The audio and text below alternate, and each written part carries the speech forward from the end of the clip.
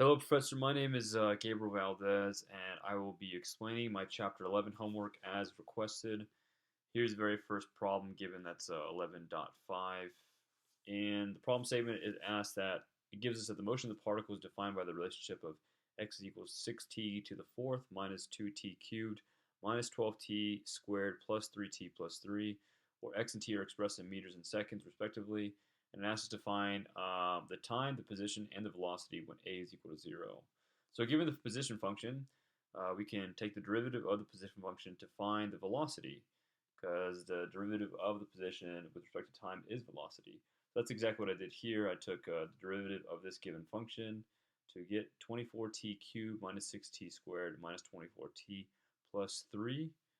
Um, Now, I don't know if I'm supposed to explain how in depth you want me to explain, the process of how I did this. I could tell you that in order to derive 6t to the fourth, I just drop this 4 down, so it's 6 times 4 is 24, and then just use the exponent rule for when taking derivatives.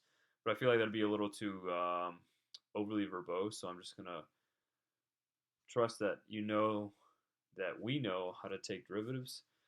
So that's anyways. So that's what I did here. I took the derivative to get this function here. In order to find acceleration, I did the same thing. I took the derivative of velocity with respect to time in order to find acceleration. And the acceleration function you get is 72t squared minus 12t minus 24. Now the initial condition is when a is equal to 0, they want us to find the time, position, and velocity. So we plug in 0 into the acceleration function that I found. So 0 is equal to 7t squared minus 12t minus 24. Factor it out of 12, and then just do some more factoring to get into these two components, which is 3t minus 2, 2t plus 1, and then just solve for t when t is equal to 0, and you get two solutions to be t equals 2/3 and t equals negative 1/2. Um, Now we reject the latter t because obviously that doesn't make any sense. So our time when a is equal to 0 is going to be 2/3 of a second. Now, in order to find the velocity, we have to plug in this time into the velocity function found above. So that's exactly what I did here. I did 24 times 2/3 to the third minus 6 times 2/3 to the second minus 24 times 2/3 plus 3. And I get that the velocity at a equals 0 is negative 8.56 meters per second. And then the same thing, in order to find the position, you just plug in 2/3 into the original function that was given to us. That's what I did here. And you compute that, punch that into a calculator, you get x equal to 0.259 meters. So in summary, when the acceleration is equal to 0, our time is 2/3 of a second, our velocity is negative 8.56 meters per second, and our position, x, is equal to 0.259 meters. All right, so this is the second problem of the problem statement. This is problem 11.16. It's given that a projectile enters a resisting medium at x equals 0 with initial velocity of v naught is equal to 900 feet per second and travels 4 inches before coming to a rest. Assuming that the velocity of the projectile is defined by the relation v equals v naught minus kx, where v is expressed in feet per second and x is in feet, determine. So we're asked to find the initial acceleration of the projectile and the time required for the projectile to penetrate 3.9 inches into the resisting medium. So given this equation, we know v naught, we know some form of x, and we don't know what k is. We don't know what v is. What we do know is that when x is 4 inches, that v, it comes to a stop, so the velocity is actually 0. So we can actually find what k is by substituting in those values. So we have 0 is equal to 900 meters per second minus k, and here I have 1/3.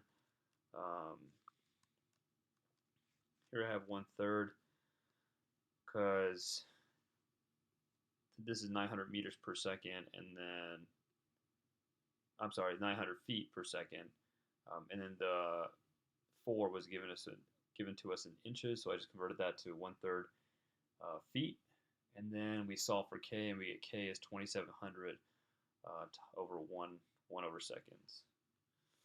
So our function is going to look something like this. V is equal to 900 minus 2700x.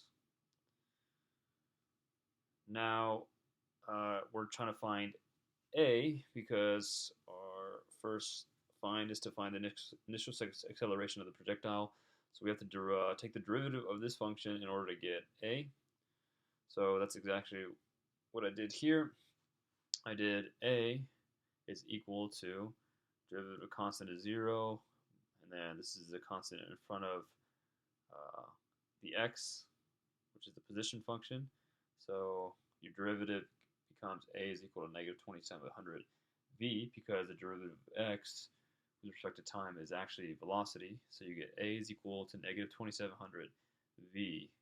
Now we know what v is. V is what was actually given to us, which is v equals v naught minus k of x. So you just plug in that expression in for v. So a is equal to negative 2700 times 900 minus 2700x. And then at t equals 0, we have a is equal to negative 2700 times 900, because that's whenever we're trying to find is the initial acceleration of the projectile. So that's obviously at t equals 0. So our acceleration, our initial acceleration becomes negative 2.43 times 10 to the 6 feet per second squared. Now the second part of the problem is asking us for the time required for the projectile to penetrate 3.9 inches. And here we have that dx dt, because this is the original function that was given to us. V is equal to v naught minus k of x, but v is nothing more than the derivative of x with respect to time. And then we're just doing separation method and moving stuff that has an x over, which is this entire function over here, or this entire part, over. So dividing it over, and then multiplying the dt over. So that's what I did here, and are getting dx over v naught minus k of x is equal to the integral of dt, and integrate both sides. So we integrate both sides. Just do some calculus here. Let u equals v naught minus k of x, du equals negative k of x dx, and we get the ln of v naught minus k of x from x to 0, because I switched the bounds of the integration because I had a negative. So I just took out the negative and then switched the bounds. It's one of the properties. And then the integration of 1 essentially just becomes t. Well, it's t minus 0, but just that goes away, so it just goes to t. So then we have t is equal to 1 over k times. So I just pull out the 1 over k times, and then when we plug in our limits of integration, we get the ln of v naught minus 0 minus, so that's what I have, ln of v naught minus the ln of v naught minus k of x. Just a logarithmic property, we have that if it's anytime there's a ln of x minus the ln of y, that's really the ln of x over y. So I rewrote this part of the equation into t is equal to 1 over k ln of v naught over v naught minus k of x. And then we just plug in everything that we know. So we know that k is equal to 2700. It's from something that we found earlier. And then our v naught's 900 feet per second. So that's what I did here. T is equal to 1 over 2700. Here, let me zoom out so you can see the whole equation here. So t is equal to 1 over 2700. That's 1 over k times the ln of v naught, which is 900, divided by 900 minus 2700, and then our x, that's 0.325, which is, if you take your 3.9 inches and then just divide it by 12, it's got to be in feet, so that's 0.325. And we get that t, the time required for the projectile to penetrate 3.9 inches is 1.366 times 10 to the negative 3 seconds. So that's the answer for part B. Okay, so this is 11.23. This is the third problem on the dynamics homework. It's given that a ball is dropped from a boat so that it strikes the surface of the lake with a speed of 16.5 feet per second, so that's our v naught. While in the water, the ball experiences an acceleration of a is equal to 10 minus 0.8 v, where a and v are expressed in feet per second squared and feet per second, respectively. Knowing the ball takes 3 seconds to reach the bottom of the lake, determine the depth of the lake, the speed of the ball when it hits the bottom, and the speed of the ball when it hits the bottom of the lake. So our solution to this is knowing that a, which is the derivative velocity with respect to time, is equal to 10 minus 0.8 v. So that's what I have written here. Just using separation method, we move this piece over, divide it over, and then we multiply the dt over, and then we integrate both sides. So the left part of the integration of the equation is going to be the integration of dv over 10 minus 0.8 v from v naught to v, and that's equal to the integration of 1 dt from 0 to t. We let u equals 10 minus 0.8 v, then we can come out with this, so it just becomes the integration of 1 over u, and you get the ln of 10 minus 0.8 v divided by negative 0.8 v, negative 0.8. And again, the limits of integration are from v naught to v, and then it's equal to t because the integration of 1 with respect to dt is just going to be t. So that goes to, if we just multiply the negative 0.8 over, we get negative 0.8 t is equal to, and I kind of did 2 steps in one here. I substituted in the upper bounds and lower bounds of integration. And essentially what I would have gotten, if I written it out, would have been ln of 10 minus 0.8 v minus the ln of 10 minus 0.8 v naught. But then we have this logarithmic property, which is that if you have the ln of x minus the ln of y, well, you can rewrite that as the ln of x over y. So that's what I did here in 2 steps.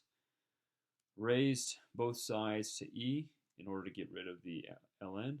So it becomes e to the negative 0.8 t is equal to 10 minus 0.8 v divided by 10 minus 0.8 v naught. And that goes to multiply the 10 minus 0.8 v naught. We're just doing some algebra here. 10 minus 0.8 v naught times e to the negative 0.8 t is equal to 10 minus 0.8. And then I just, again, I did kind of 2 steps in one. I subtracted the 10 over, so I get minus 10 and divide everything by negative 0.8. So in order to get that v by itself, so we have the end equation to be v equals v equals 12.5 minus 12.5 minus v naught times e to the negative 0.8 t. Now we know the initial condition given to us is that v naught is equal to 16.5 feet per second. So we just plug that into the equation we found up here, and our resultant equation will be v is equal to 12.5 plus 4e to the negative 0.8 t. It's asking again at the depth of the lake, and that's a position function. So we have to take the derivative of this in order to get our position function. So that's what I did here. Once again, it's kind of just the same thing, the separation method. So dx dt, which is velocity, is equal to 12.5 plus 4e to the negative 0.8 t. And then this has t in it, so you just multiply the t dt over, and then leave the dx over here by itself, and then integrate both sides. So this becomes x, and then the limits of integration here should be 0 to t. I forgot to write that in, I'm sorry. So it becomes x is equal to 12.5 t minus 5e to the negative 0.8 t from 0 to t. And then when we plug in our upper bounds and our lower bounds of integration, we have x is equal to 12.5 t minus 5e to the negative 0.8 t minus negative 5, which then goes to x equals 12.5 t minus 5e to the negative 0.8 t plus 5. It's the given condition was that it takes 3 seconds to reach the bottom of the lake. So we plug in t equals 3 to find the position. So x equals, and then we plug in 3 for any time we see a t in this equation that I found. So that's what I did here. So 12.5 times 3. And then once you punch that into the calculator, you get that your x, which is the depth of the lake, is 42 feet. And then the second part was asking us the speed of the ball when it hits the bottom of the lake. So then we just go back to our velocity, which is going to give us the speed of the ball. And we plug in the 3 seconds because that's instantaneous. At that instantaneous time, what the velocity will be. So that's what I did here. V equals 12.5 plus 4e to the negative 0.8 times 3. And we get that the velocity, which is the speed of the ball when it hits the bottom of the lake, is 12.86 feet per second. Alright, so this is the fourth problem, which is 11.28.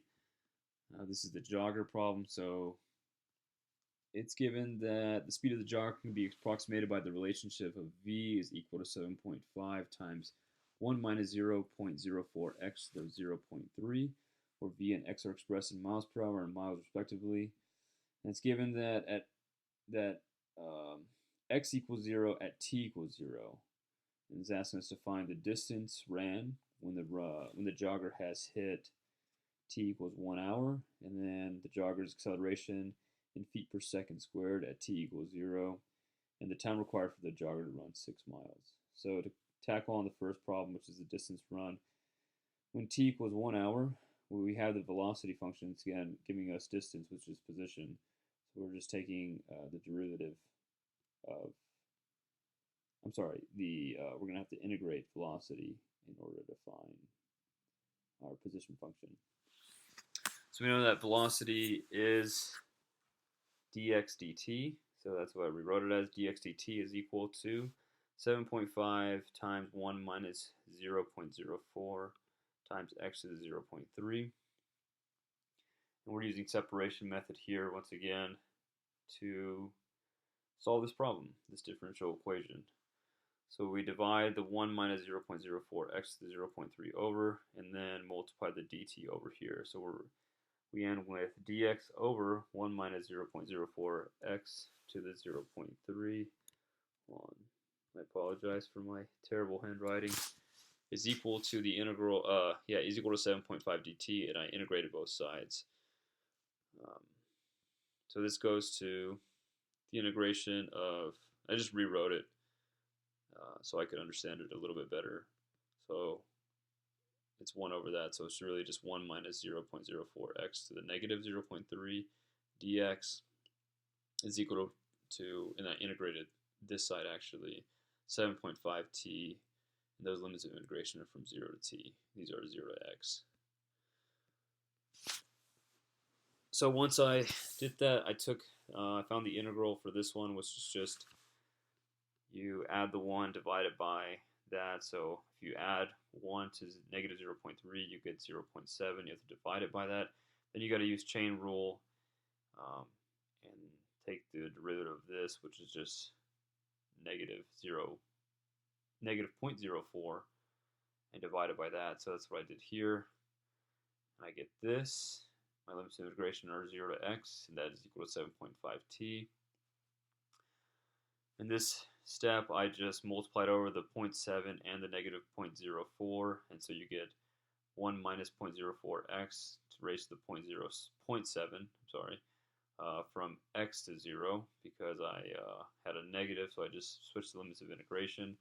And then here we have e is equal to 0.21t. So that's what you get if you multiply 7.5 times 0.7 times negative 0.04. If I can actually show that. So here we have 7.5 times 0.7 times 0.04.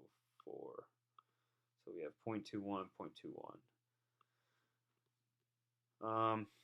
And then from here, I just plugged in the upper and lower bounds of integration. So 1 minus 0 raised to the 0.7 just becomes 1. And that's minus the lower bound, which is 1 minus 0.04x to the 0.7. That's still equal to 0.21t. And then here I just did some algebra, subtracted the 1 over, just little steps, little by little, because I actually messed this up a couple times, and I could not come up with a solution. So I just took it step by step. subtracted the 1 over, and I have equals negative 1 times 1 minus 0.04x to the 0.7. Then multiplied everything by negative 1 to get rid of this negative 1s, and then I have 1 minus 0.21t is equal to 1 minus 0.04x to the 0.7. Raise everything to the 1 over 0.7 in order to get rid of this 0.7 because we're trying to isolate that x. And I did 3 steps in one. So I raised everything to the 1 over 0.7. Then once I had that, I subtracted the 1 over and then divide everything by negative 0.04. And so then this is our formula, or to solve for x.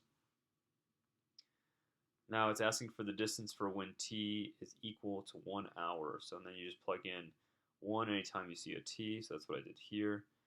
And you get 1 minus 0.021 raised to the 1 over 0.7 minus 1 divided by negative 0.04. And you get that your x equal to 7.15 miles. So for part B of 11.23, it's asking us to find the jogger's acceleration in feet per second squared at t equals 0. Now the velocity function is given as 7.5 times 1 minus 0.04x to the 0.3. And so we know that acceleration is a function of velocity. So we can write as a is equal to v times dv dx. And I got this from one of your, I think it's one of your first lectures. Later in the slides, you talk about this when acceleration is a position as a function of time, position, or velocity. And here it's the case that acceleration is a function of velocity. So we're going to use this equation of v dv over dx is equal to a. So that's what I did here. And then I just plugged in the values of the knowns. So we know what v is, and it's the derivative of v. So we plugged in v in twice. And then I just took the derivative of this function here, which is going to be our velocity function. So if we take the derivative of velocity with respect to x, well, we can move out to 7.5, and this is how I get the a is equal to 7.5 squared times 1 minus 0.04x to the 0.3, and then take the derivative of this. So we simply just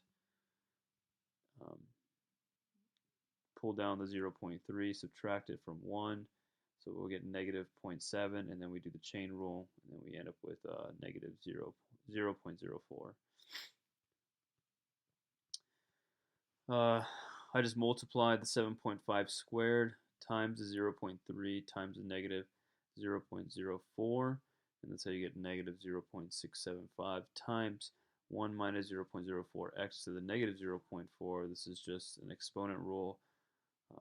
The two bases are the same, and then so we just added the negative 0.7 plus the the 0.3 plus the negative 0.7. You get the negative 0.4. So the original problem asked us to find the jog acceleration in feet per second squared at t equals 0. So we plug in at t equals 0, we know that x is equal to 0. That was one of the givens. So we just plug that in, and we get negative 0.675 times 1 minus 0.04 to the 0 raised to the negative 0.4. And we get the acceleration at time t equals 0 is going to be negative 0.675 miles per hour. But the question is asking for us to find it in feet per second squared. And this is miles per hour squared. I'm sorry, there should be a squared there. So I just did a simple conversion, negative 0.675 miles. This may seem pretty elementary, but it helps me out a lot to get the right units. And so you end up getting negative 2.75 times 10 to the negative 4 feet per second squared. Part C is asking us to find the t in which x is equal to 6 miles. So we just use the equation 1 that we found. So that is here. 1 minus 0.21 t raised to the 1 over 0.7 minus 1 divided by negative 0.04. We use that equation, and we just have it equal to 6. Then we just solve for t. So I did just some algebra, multiplied it over the negative 0.04, raised everything to the 0.07, subtracted the 1 over, divided by negative 0.21, and you end up getting that t is equal to 0.832 hours. Then again, it's asking us for t in minutes. So I did a simple conversion of 0.832 times 60 minutes, and you get that it's going to be, your final answer for part C is going to be 49.9 minutes. All right, this is problem 11.30 from homework 11. Pardon me for my terrible drawing, but this is a problem, and it's asking that the acceleration due to gravity of a particle falling towards the Earth is given as a is equal to negative g(r) squared, big R squared, divided by r squared, where big R is the radius from the center of the Earth, and the little r is the distance from the center of Earth to the particle. It's given that r, big R, the radius, is 3,960 miles, and we're given a hint that when v is equal to 0, r is equal to infinity. It's asking us to calculate the escape velocity, which is the minimum velocity with which a particle must be projected vertically upward from the surface of the Earth if it is not to return to the Earth. So the solution is that in order to find the escape velocity, we have to be able to integrate this given function. Now when we look at this function, now little r is really just position, so I can refer back to this sheet that you gave us in one of your first lectures and use that acceleration is a function of position, except in this case it's r, but it's just x. So we can use this, v dv is equal to a x dx, instead of this case be ar dr, and then use this integral. So that's what I do here. V dv over dr is equal to a, which is equal to negative gr squared over r squared. And then you come out with the integration of ve to 0, because that's whenever it's the end, 0, is equal to the integration of a, which is nothing more than negative gr squared over r squared, and then dr. And then the limits of integration for this one is going to be the radius to infinity. Integrating this function is just going to be v squared over 2, and I kind of do 2 steps in one. I integrate velocity function in v, so v squared over 2, and then I just plug in the limits of integration. So you get 0 minus ve squared over 2. So that's how I got the negative ve squared over 2 is equal to, and then this is with respect to little r, so gr squared is just a constant, and this is really r to the negative 2. If you add the 1 and all that stuff, you end up getting g big R squared over r, limits of integration big R to infinity. So once I plug in, this stays the same, negative VE squared over 2 is equal to g big R squared, and then plug in the limits of integration for little r. You get 1 over infinity minus 1 over r. 1 over infinity is just 0. So then you just get this to be simplified to get this, negative VE squared. I just multiplied the 2 over is equal to negative 2r, because I get the negative from over here, negative 2g r squared over r. One of those r's cancel out. Then you have negative VE squared is equal to negative 2gr. And then divide by the negative 1, and then take the square roots, and you get VE is equal to the square root of 2gr. Now we just plug in our knowns, which is pretty much everything, to find our escape velocity in terms of feet per second. So normally the acceleration due to gravity, or gravity, is 9.8 meters per second, but since we're trying to find in feet per second squared, that converts over to 32.2 feet per second squared. So here we have the VE is equal to the square root of 2 times 32.2 feet per second squared, which is our G. Our R is given to us 3,960 miles. So I do a quick conversion within the square root. 1 mile is equal to 5,280 feet. And you get that the escape velocity needed so that the particle does not return has to be 3.67 times 10 to the 3 feet per second. So this is problem 11.50. It says that an athlete pulls handle A to the left with a constant acceleration, knowing that after the weight B has been lifted 4 inches, its velocity is 2 feet per second, and asking us to determine the acceleration of handle A and the weight of B. Oh, I'm sorry. The acceleration of handle A and weight B, and the velocity and change in position of handle A after 0.5 seconds. So, in order to do that, we have known that the acceleration is going to be constant, so we can use one of the kinematics equation of v squared equals v naught squared plus 2a delta x, and we can plug in our known values of 2 feet because that's the velocity of b. So we're actually trying to find the acceleration of just b right now. So we plug in the known values of the velocity, which is 2 feet. Squared is equal, the initial velocity starts from rest at 0, and then plus 2a, and then delta x. I divided the 4 inches divided by 12 because this is in feet.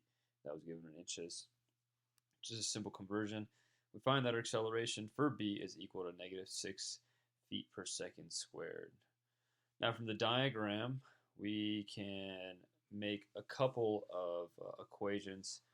We can see that the velocity of a, which is just this pulley, plus the 3 VB, because the 3 components that are moving are this cable, and this cable, is equal to 0, and the acceleration of A plus the 3 accelerations of the cables at B is equal to 0. So from there we can plug in our known value of A, of B, our acceleration of B being negative 6 feet into this equation. So we know that A, acceleration of A plus 3 acceleration of B. So here we plug in our value that we found here of negative 6 is equal to 0. And we find that our acceleration of A is 18 feet per second squared. Once again, now that we have the acceleration of A, we can now use this other kinematics equation, which is V is equal to V naught plus AT, and then we're trying to find with respect to A, so we plug in our known values for A, V of A, or V of A is equal to the initial, which is 0, plus 18 from what we found, and the time is 0.5 seconds, because that's the second part of the problem. It's asking us to find the velocity and change of position of handle A after 0.5 seconds.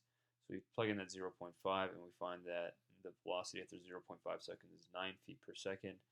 And then we use our other kinematics equation, which is x equals x naught plus v naught at t plus 1/2 at squared, in order to find our change in position.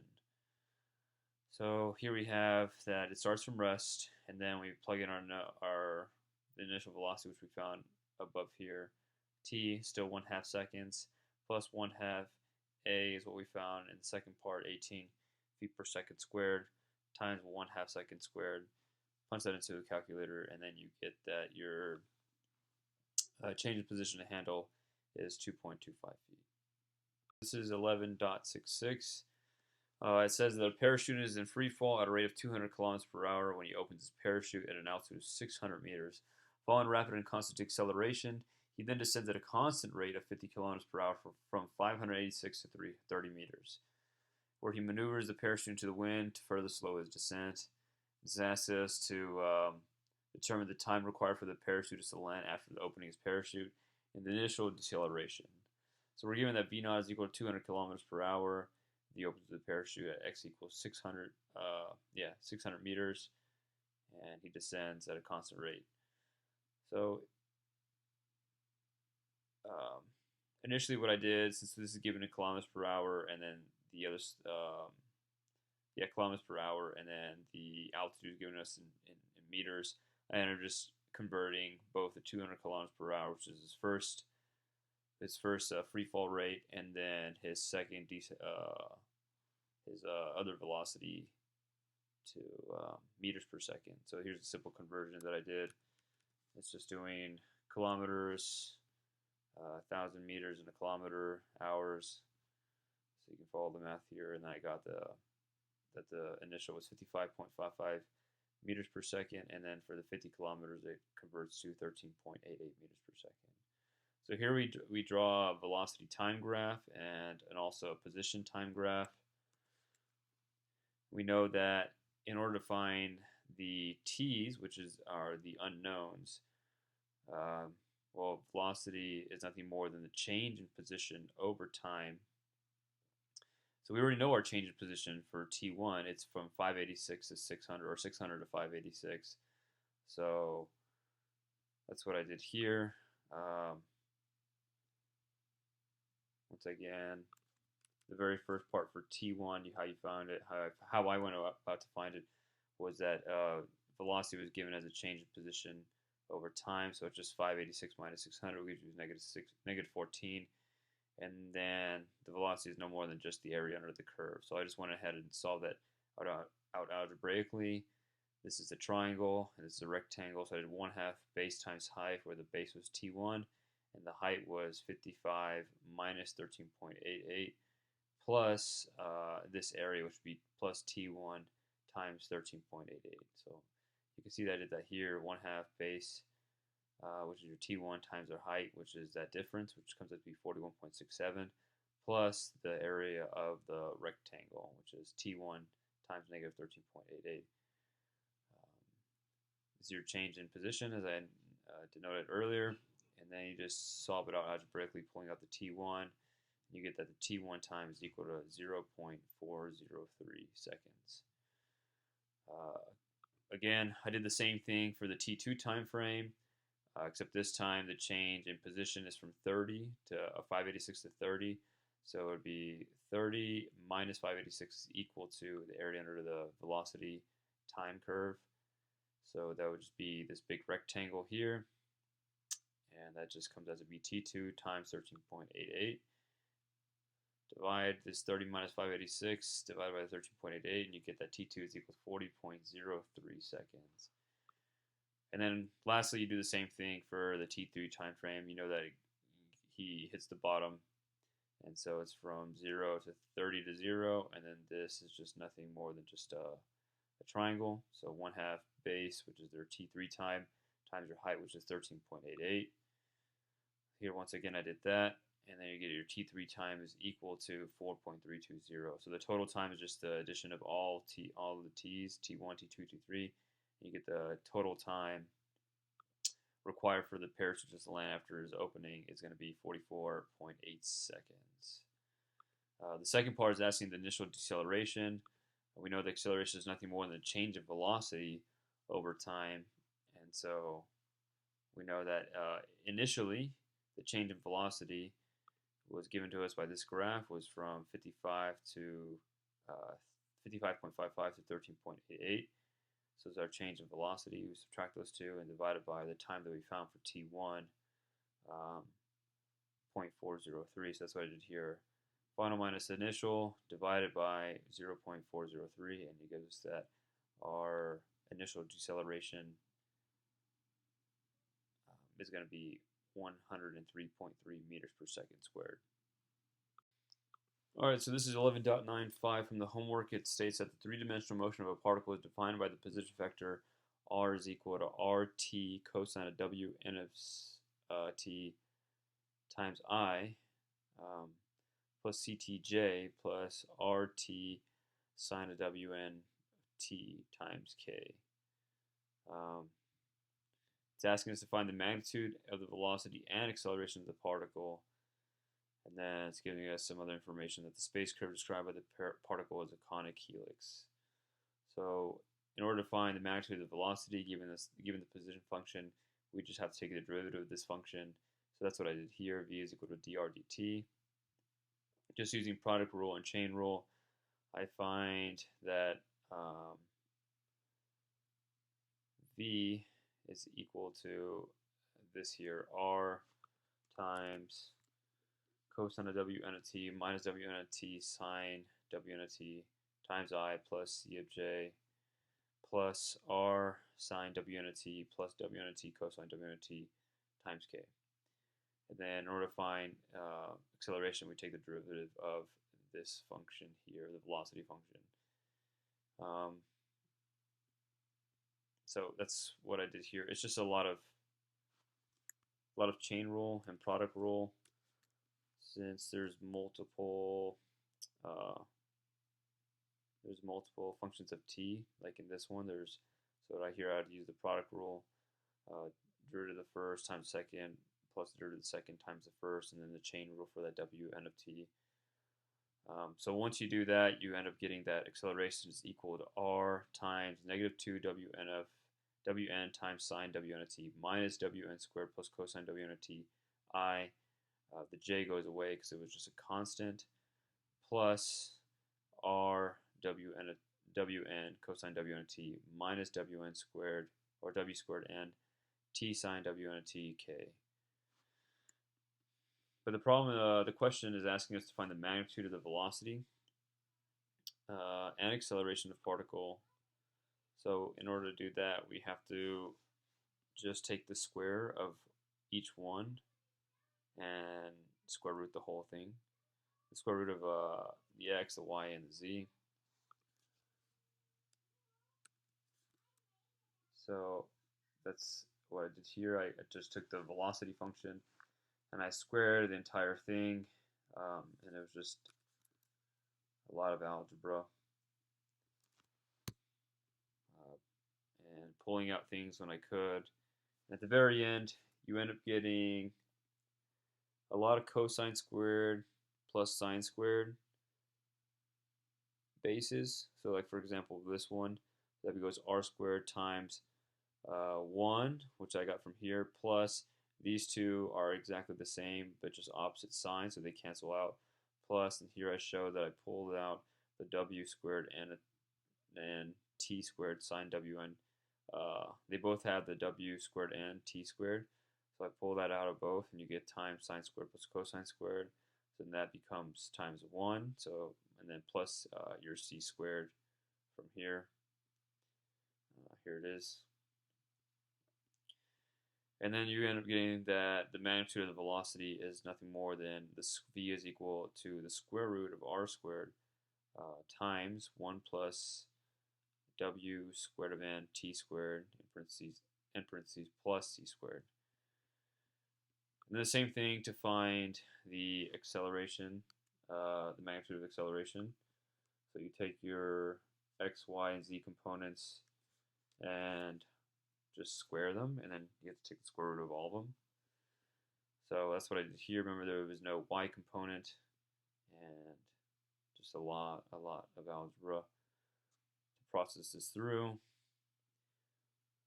Once again, you have a lot of sine squared of something plus cosine squared of something, where the bases are the same, or the inner pieces are the same. So then you're getting that e equals to 1. So once you figure out the math for it, you just end up getting r squared of 4w squared n plus 0 plus all this. Once again, I showed that I pulled this out, so you can see that this becomes to 1, and you lose this entire thing because once again, these are same but opposite signs. It's a positive and a minus, so then those end up canceling out altogether. And I pulled out the w to the 4th and t squared, and then on the inner side you have the cosine squared plus sine squared, so that becomes 1. So at the very end, you're getting that the magnitude of acceleration is a equals r wn square root of 4 plus w squared of n t squared. So this is problem 11.102. It says that in slow pitch softball, the underhand pitch must reach a maximum height between 1.8 meters and 3.7 meters above the ground. So that's what I have here. Pitch is made with an initial velocity of v naught, which is 13 meters per second, and an angle of 33 degrees with the horizontal. It's asked to find if the pitch meets the maximum height requirement, which is between 1.8 and 3.7. And it's also asking us to find the height of the ball as it reaches the batter. So in this problem, it's giving us that the height is between 1.8 and 3.7, so that's corresponding with just like the vertical from the ground. So in order to do that, we're only concerned with the vertical motion.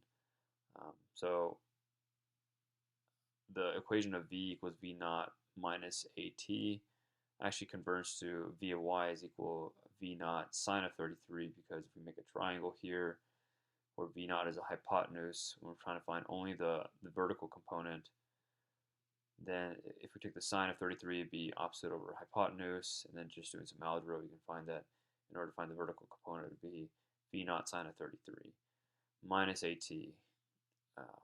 right here, minus at.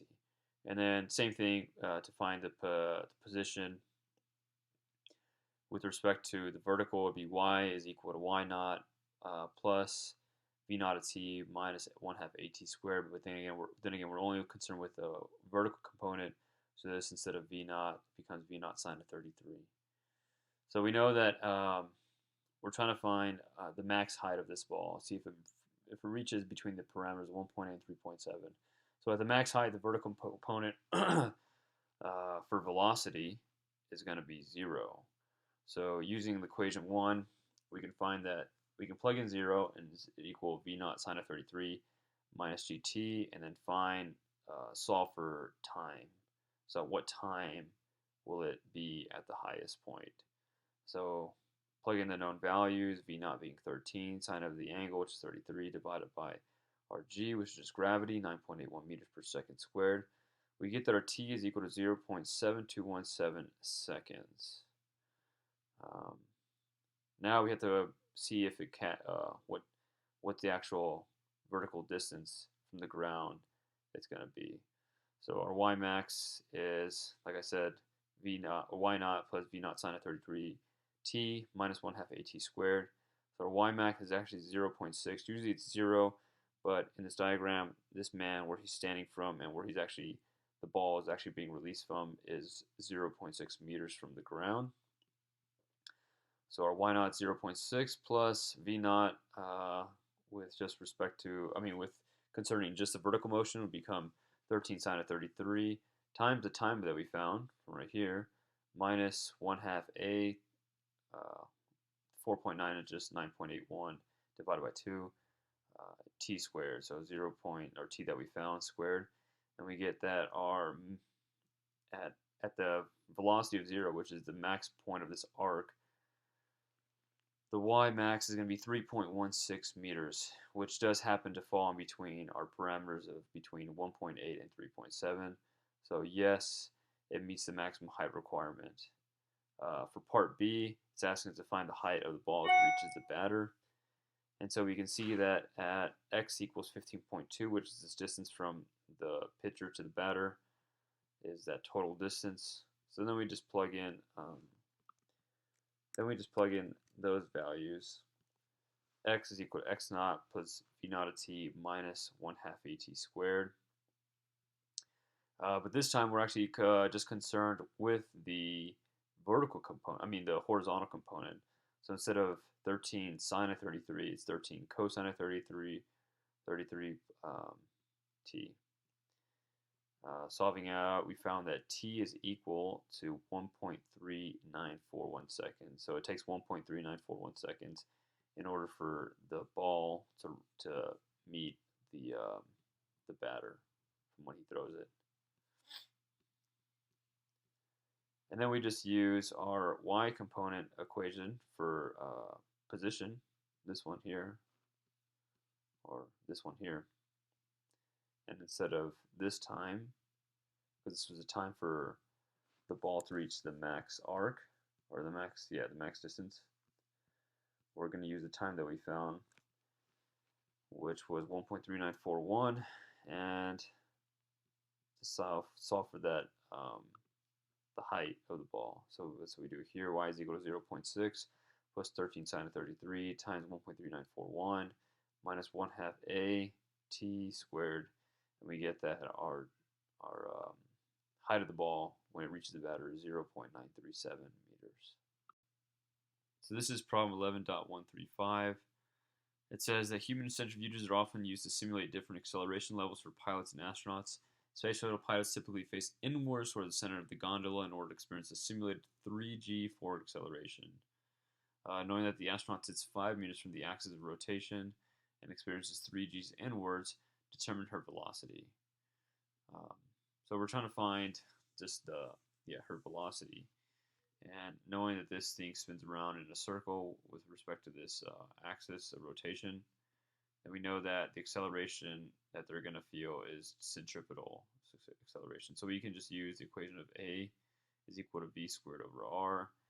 And we know that the r distance from the axis of rotation to where the astronaut is at is 5 meters. And then they give us that the acceleration they feel is 3g, so it's 3 times 9.81. So just rearranging this equation, we just multiply the r over and take the square root of it. So we have v is equal to r times ac. And then we just plug in our known values of r, which is 5, our a, which is 3 times 9.81. So we get our velocity that she experiences is going to be 12. Her velocity that she's going to experience at 3g is going to be 12.13 meters per second. Alright, so this is 11.144. It states that an airplane is flying at a constant speed of 240 meters per second and makes a banked horizontal turn. It is asking what the minimal allowable radius of the turn. If the structural specifications require that the acceleration of the plane shall never exceed 4 g's. So once again, this is making a banked horizontal turn. So we know that the plane is going to experience some kind of like centripetal acceleration. So we can use the equation of A is equal to v squared over r and rearrange this equation in order to find that r, the minimal allowable radius. Then once we get this equation, we can plug in our known constants, which is our v, which was given to us as 240 meters per second, and then divided by our a, which was given to us as less than 4g, so 4g's. And we get that our minimal allowable radius is going to be 1,467.9 meters. Alright, so this is 11.169. We're given that at the bottom of the loop in the vertical plane, an airplane has a horizontal velocity of 315 miles per hour and is speeding up at a rate of 10 feet per second. The radius of the curvature of the loop is 1 mile, and the plane is being tracked by radar. So asked to find the recorded values of all these. So first I just converted the 315 miles per hour over to feet per second. So that's what I did here. And then we get that it's traveling at 462 feet per second. Then I also found this r distance from the satellite to the plane, which is using Pythagoras theorem. And then I find the angle by just taking the tangent inverse of the two known distances. From there, I just use the equation from the textbook, which is this guy. So the scalar components of the velocity and acceleration in the radial and transverse directions are. So I reference this this equation sheet throughout the problem set. So we know that r is equal to the radial velocity. In order to find the radial velocity, it's just the x component of the plane. So in order, I just did that, so it's 462 cosine of this same angle, 36.86. So then you end up getting that r dot is just 370 feet per second. Now we know for circular motion, once again, I reference this sheet. So v theta equals r theta dot. And v theta is your transverse velocity, which was 90 degrees from your radial. So actually I didn't show the calculation here, so let me do that real quick. So in order to find that, it would just be the sine. So you do 90 minus or the sine of it, which is going to be the same thing. So it would be 462. So 36.86 is our angle. We're taking the sine of that. And that times our velocity, which was 462. This is how you get your transverse velocity component, which is going to be 277. So that's how I got this right here, and it's negative because it's going opposite, so negative 277.2 divided by r, which is a given, which is 3,000, and you find that your theta dot is equal to negative 0.0924 radians per second. Now we know that the speed of the plane is speeding up at an acceleration of 10 feet per second. That's supposed to be squared, I'm sorry. And we have the equation of the acceleration normal, because this is tangential, that's normal is equal to v squared over rho. We know that both these values, so we plug in 462 squared divided by 5,280. That is the 1 mile here, just convert it to feet. And we get that our acceleration our acceleration normal is 40.425 feet per second squared.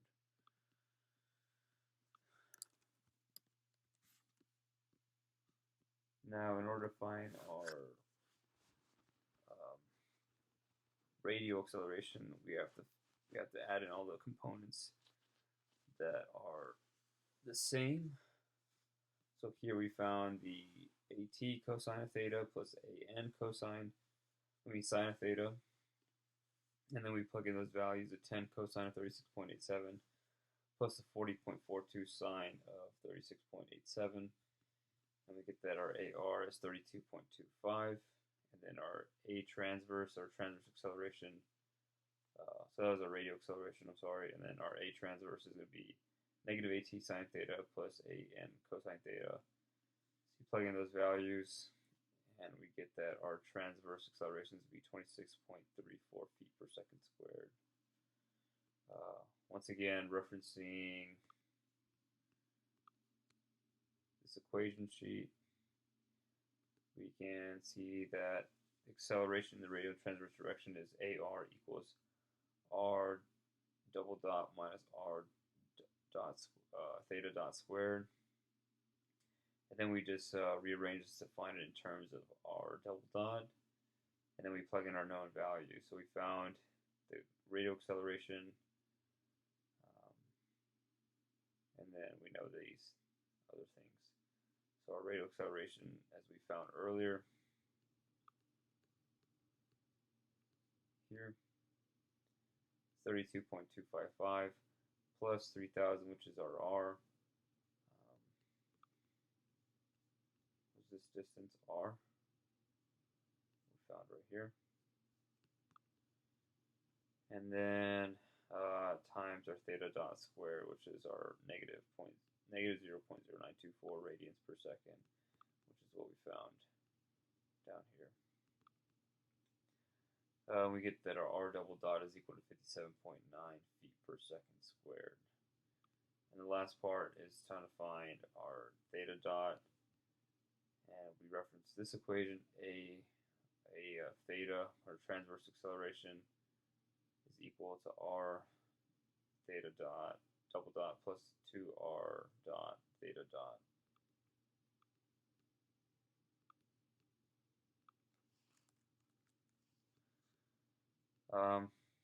So we found our transverse acceleration here, and then we divide it by our R, which we already know is to be 3,000 minus 2, and it's just a matter of plugging in the known variables.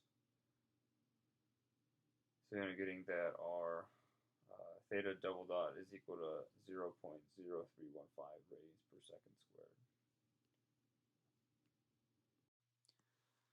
And this is the last problem, problem 11.57. It says that block B starts from rest, block A moves with a constant acceleration, and slider block C moves to the right with a constant acceleration of 75 millimeters per second squared. Knowing that at t equals 2, the velocities of B and C are 400 millimeters per second downward and 280 millimeters to the right, respectively, and asking us to find the acceleration of A and B, the initial velocity of A and C, and the change in position of slider block C after 3 seconds. So looking at this diagram, we can just write out what we know. We know that these three cables moving with respect to A, these four cables will move with respect to B, and this one cable will move with respect to C. So we can write out these equations of 3y of A, which is this distance here, plus 4y of B, which is this distance here from this to here, plus x of C, which is this changing distance. It's going to be constant. And then the same thing with our velocities. 3 velocities of A plus 4 velocities of B plus the velocity of C is equal to 0. And same thing with accelerations. The 3 accelerations of A plus the 4 accelerations of B plus the acceleration of C is equal to 0. So knowing that the accelerations are going to be constant, we can use one of the kinematics equation of V equals V naught plus AT. And it's given to us in the problem that at t equals 2, the velocity of B is 480 millimeters per second downward. So we can use that information and plug it into this equation since the acceleration is constant. And we can find our acceleration. So we plug in our known values. So initially it's at 0, and then A is what we're trying to find. T is at 2 seconds, and it's 480. And we found that acceleration at B at 2 seconds is going to be 140 millimeters per second squared.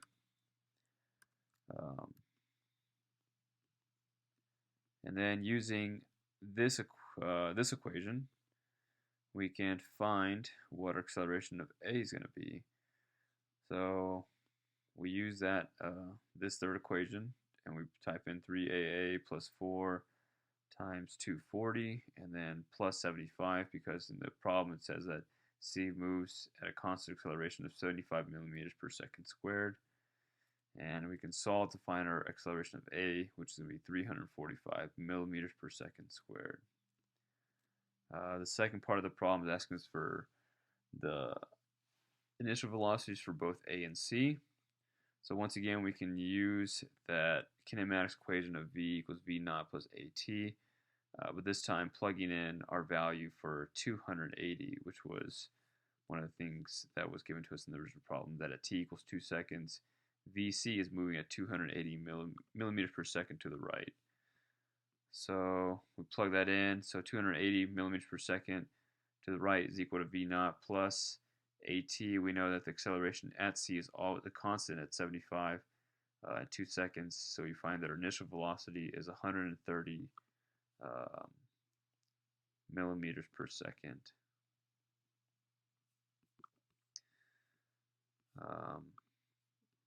And then the same thing, we can plug in this known value. So now we have the initial velocity of both our C at C. We can plug that in into this equation here. 3VA plus 4VB plus VC is equal to 0. So that's what I did here. 3VA plus 0, because the initial velocity of B is 0, and that was given to us in the verbiage. It says that block B starts from rest. So the initial velocity, block B starts from rest. So our initial velocity of B is going to be 0, and then we're just trying to solve to find the initial velocity of C. So after just doing some quick algebra, we find that the initial velocity of C is going to be negative 43.3 millimeters per second.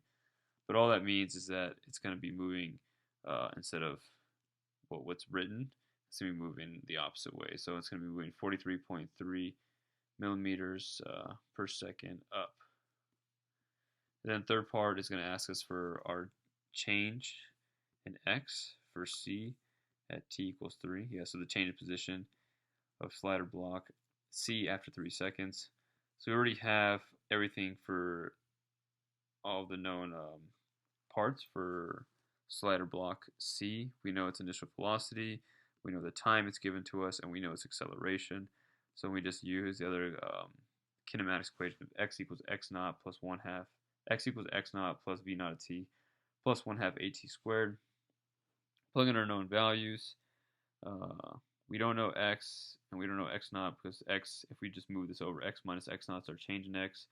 plus our V naught, which is 130, found from earlier, right here, times 3, that's what we're trying to find at 3 seconds, plus 1/2 a. The acceleration for block C was always constant at 75 millimeters per second squared, times 3 squared, that's the time, t squared. So we get that our change in x is going to be 728 millimeters. And it's going to be to the right, yeah.